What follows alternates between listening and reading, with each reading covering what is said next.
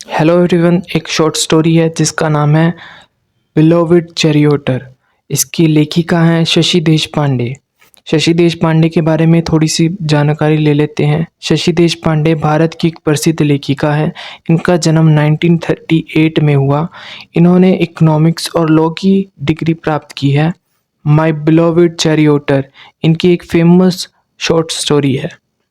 कहानी का परिचय देख लेते हैं कि कहानी में हम किन चीज़ों को देखेंगे। इस कहानी में हम 3 पात्रों को देखेंगे। एक अज्जी, आरती और प्रीति।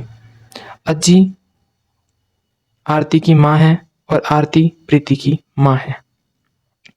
यह कहानी एक पुरुष प्रधान समाज में एक औरत द्वारा झेली गई कठिनाइयों को दिखाती है। कहानी हमें यह भी दिखाती है कि एक विधवा के व्यक्तित्व में कितनी समस्याओं को इस समाज में झेलना पड़ता है। कहानी माँ और बेटी के रिश्ते के बारे में भी है। कहानी के स्टार्टिंग में हम सिर्फ और सिर्फ इस चीज़ को देखेंगे कि घर से रिलेटेड कुछ बात है, ठीक है? घर की कोई बातें हैं बस।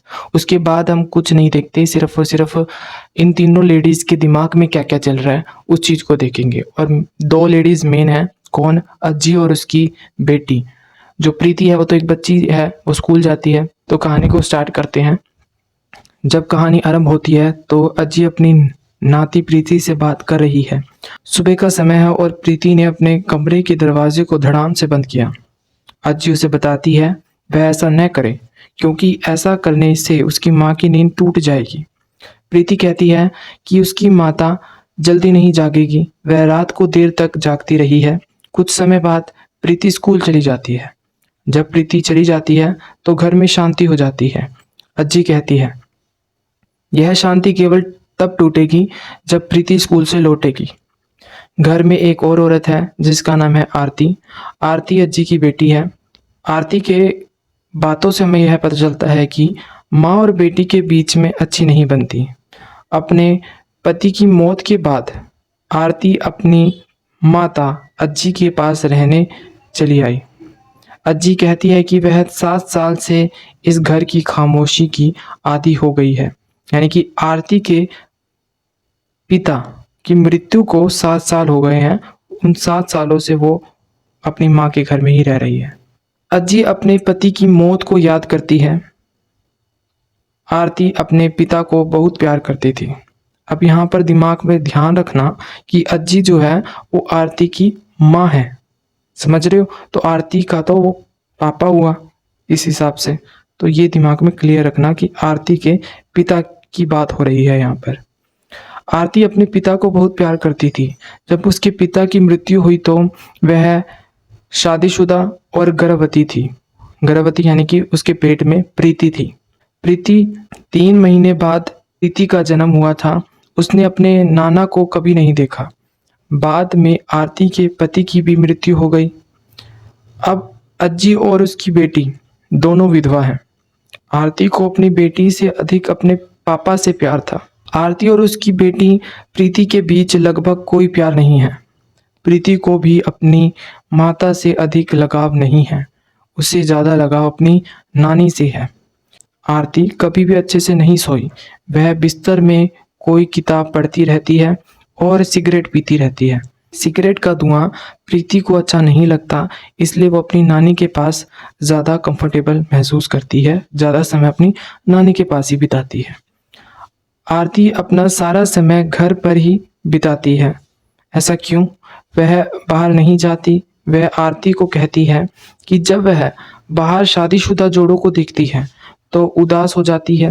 वे उसे इस बात की याद दिलाते हैं कि वह विधवा है और वो अकेली है। अज्जी और आरती के बीच में लगभग कोई बातचीत नहीं होती। वह अपने विचारों को, दुखों को अज्जी से छुपाती है। आरती को हमेशा अपनी माता से ज़्यादा अपने पापा से प्यार था। अब भी वह अपना सारा समय अपने पापा के कमरे में बिताती है। उसे मरे हुए 7 साल हो गए हैं, मगर माँ ने अभी भी उस कमरे को उसी अवस्था में रखा हुआ है। उसने हर चीज़ को उसी तरह से रखा हुआ है जैसे वह थी। वह रोज कमरे को सावधानी से झाड़ती और साफ करती। माँ देखती है कि बेटी अपने पापा के कमरे में गई है। माँ कमरे तक जाती है और उसका दरवाज़ा खोलती है। बेटी मेज पर पैर रखकर अपने पापा की कुर्सी पर बैठी हुई थी। वह सिगरेट पी रही थी। जब वह माँ की आवाज़ सुनती है तो एकदम मुड़ती है। मेज पर पड़ा उसके पापा का फोटो फ्रेम गिर जाता है और उसका कांच टूट जाता है। उसे अफसोस होता है। वह उसे अपनी माँ को कहती है कि मैं इसे ठीक करवा दूंगी। इस पर माँ बेटी से कहती है कि फोटो फ्रेम को ठीक करवाने की कोई ज़रूरत नहीं है। वह अपने मृत पति के बारे में सोचती है। जब वह जिंदा था उसके और उसके पिता के बीच में कोई प्यार नहीं था। वह आरती को बताती है कि उसका पिता उसे प्यार नहीं करता था या उसकी परवाह नहीं करता था। उसके लिए पत्नी तो केवल एक वस्तु थी। उसे आंसू पसंद नहीं थे। जब आरती के 2 बच्चे बचपन में मर गए तो वह चोरी से रोती। वह सदा उसके उठने से पहले अपने बालों में कंघी कर लेती थी क्योंकि उसे उसके पति को उसके खुले बाल पसंद नहीं थे। रात को अगर उसे प्यास लगती थी तो वह पानी पीने नहीं उठती थी। वह डरती थी कि कहीं वह उसे जगा ना दे, यानी कि उसके हस्बैंड को वो जगा ना दे। यहाँ पर किसकी बात हो रही है? अज्जी अपनी बात बता रही है। जब वह सो रहा होता था तो वह खांसने से भी डरती थी। एक दिन वह एक अलग कमरे में सोई। इस पर उसकी सास ने कहा कि पति को सदा पत्नी के पास उपलब्ध होना चाहिए। वह केवल एक नदी की तरह थी जो बहती तो है मगर उसे खुद पर कोई नियंत्रण नहीं होता। एक दिन आरती और उसका पति आए। अब यहाँ पर अज्जी ने अपनी बात को ख़त्म कर दिया। यहाँ पर अब स्टार्ट हो रही है उसकी अज्जी की बेटी आरती की बात। एक दिन आरती और उसका पति आए। कमरे में जोर जोर से हंसे। आरती की माँ को अपनी बेटी पर ईर्ष्या हुई। उसे कभी भी अपने पति के साथ हंसने की खुशी प्राप्त नहीं हुई थी। जब आरती के पति की जब मृत्यु हुई ना तो उसकी माँ को, आरती की माँ को एक संतुष्टि हुई। ऐसा लगा कि कोई एक बच्चा स्कूल चला गया है, यानी कि वो निश्चिंत हो गई थी। ठीक है। जब तो यही बात इन्होंने ऐसे लिख रखी है कि जब उसकी मृत्यु हुई तो उसे ऐसा राहत महसूस हुई जैसे किसी बच्चे को स्कूल समाप्त होने पर होती है। इस पूरी कहानी में सिर्फ हमने विचारों को देखा। कोई भी एक करैक्टर ऐसे नहीं है कि भाई स्टोरी हो, सिर्फ हमने विचार सुने हैं।